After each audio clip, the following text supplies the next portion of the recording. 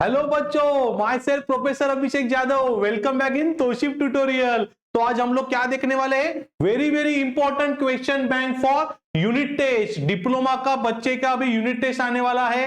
Next week से आपका unit test चालू होने वाला है। तो ये इसके ऊपर हम लोग तोशिफ ट्यूटोरियल लेके आए हैं, important question bank for elements of electrical engineering which is triple E and course code is 312315। diploma same to for electronics and telecommunication, means electronics and allied branches like electronics telecommunication, industrial electronics, digital electronics and so on. So सब branches के लिए ये subject है और इसमें first three units are there for unit test 1.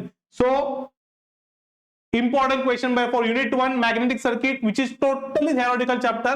So इसमें जो important question है वही मैंने लिए है, वही आपको दिखा इधर मैंने। Define the following terms electromagnetism and magnetic flux, जो कि लास्ट के पेपर्स में आए हुए क्वेश्चन है ये। Define reluctance and its unit, 2 mark के लिए आ सकता है। Compare electric circuit and magnetic circuit, very very important, 4 mark के लिए एग्जाम में आ सकता है। Then define permeability, relative permeability and absolute permeability. Define induce EMF, dynamically induce EMF and statically induce EMF, तो ऐसा आएगा। Define induce EMF and state its type, तो यही है। Then number 6 very very important, state and explain Faraday's law of electromagnetic induction और उसके application दे दो।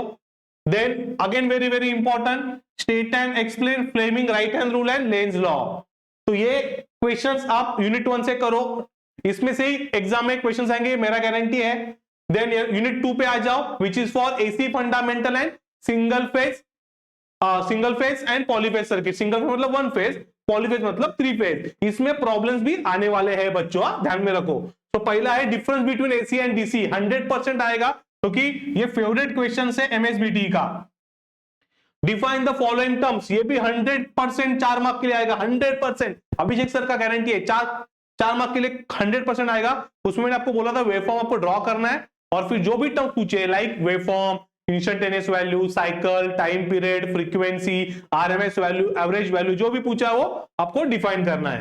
तो ये सब डेफिनेशंस आपको करने हैं। Then again very very important, problem based on alternating quantity, 4 mark के लिए क्वेश्चन आता है। देखो v इक्वल टू 20 साइन 3140, आप आरएमएस निकालो, एवरेज वैल्यू निकालो, टाइम निकालो, ऐसे क्वेश्चन 4 मार्क के लिए एग्जाम में 100% आएंगे ही आएंगे। इधर डेफिनेशन नहीं तो ये प्रॉब्लम, मेरे हिसाब से प्रॉब्लम तो आएगा ही आएगा 100%, अभिषेक सर का गारंटी है। ये भी सब जितने मैंने लिए उतने सब करके जाओ।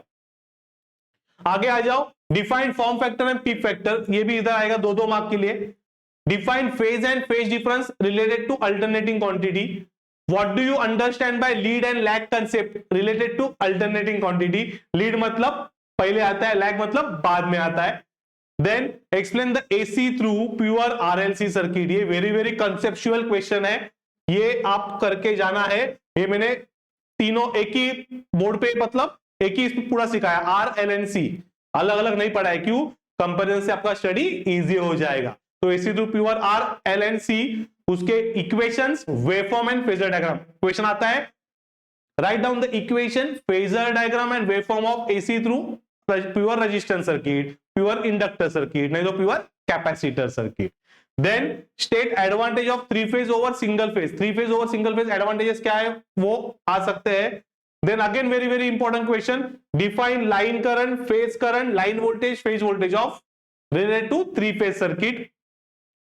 Again very very important, state the relationship between line current and phase current, line voltage and phase voltage of star and delta. Star में क्या रहता है बच्चों, मैंने क्या बोला, साई, दूध के ऊपर साई, S I, S stands for star, I stands for current. Star में करंट से मतलब I equal to IPH, VL equal to √3 VPH.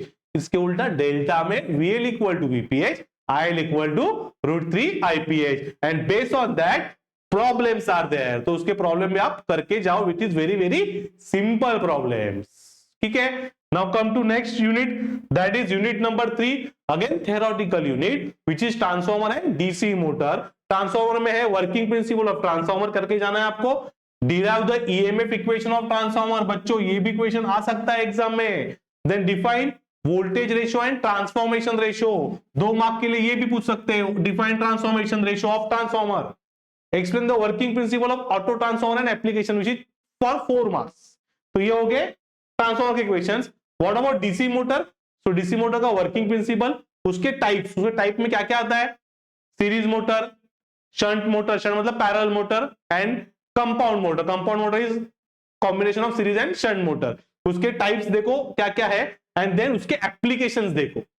तो ये क्वेश्चंस आपको करके जाना है यूनिट टेस्ट के लिए। मेरा है कि आप इतना करके जाओ, आप मैक्सिमम स्कोर कर सकते हो यूनिट टेस्ट में। क्या है? मैक्सिमम स्कोर कर सकते हो। ठीक है, तो ये वीडियो हम लोग स्टॉप करेंगे। थैंक यू, बाय बाय बच्चों, and all the best for triple E subject, for unit 3 chapters. आप ये करके जाओ, आपका पेपर अच्छा जाएगा, ये अभिषेक सर का गारंटी है। ऑल द बेस्ट बच्चों, बाय बाय।